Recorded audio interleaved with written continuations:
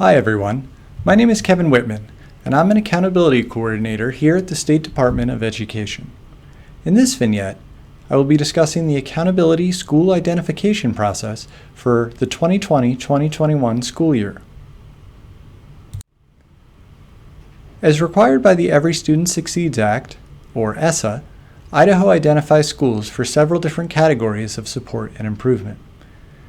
These categories are as follows: comprehensive support and improvement for underperforming schools, or CSI up, targeted support and improvement, or TSI, and additional targeted support and improvement, or ATSI.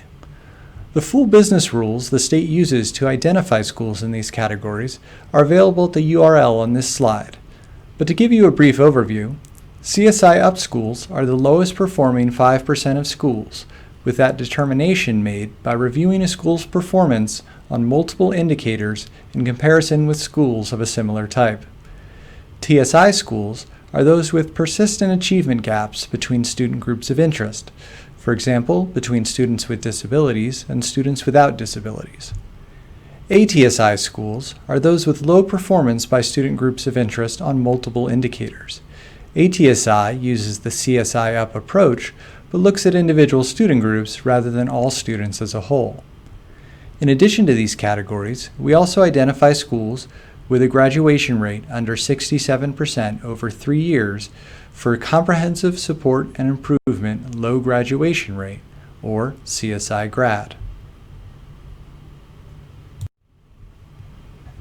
Identifications for the accountability categories occur on different schedules. CSI schools are identified every 3 years. Idaho first made these identifications prior to the 2018-2019 school year and originally planned to re-identify schools for CSI prior to the 2021-2022 school year. TSI and ATSI schools are identified annually. Consistent with that approach, Idaho anticipated identifying schools for these categories prior to the 2020-2021 school year. However, as you know, schools faced various disruptions this past spring due to COVID-19. These disruptions affected the data we use for these accountability identifications. For example, Idaho canceled the statewide summative assessments in ELA literacy and math that students take in grades 3 through 8 and once in high school.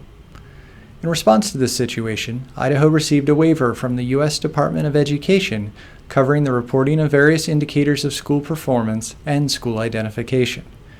As part of that waiver, Idaho also agreed that schools identified for CSI, TSI, and ATSI last year would maintain that identification status for the 2020-2021 school year. You can see that waiver at the listed URL. We also have recorded vignettes on the data we will and will not update this year, if you're interested in learning more about that component. The school identifications carrying over from last year has a few implications.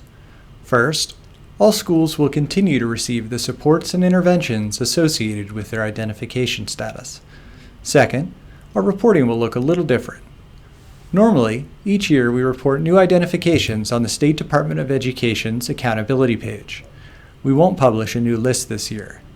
However, the school identification status you see associated with schools on the About Us page on the Idaho School Report Card will remain. For CSI schools, since they are identified every 3 years, there won't be any immediate changes for the 2020-2021 school year. However, we anticipate that the current pause will move that re-identification process out by 1 year. So new CSI identifications would occur prior to the 2022-2023 school year rather than the 2021-2022 school year as originally scheduled. This is our current understanding and expectation, but we will provide updates as needed. I also briefly wanted to mention school recognition.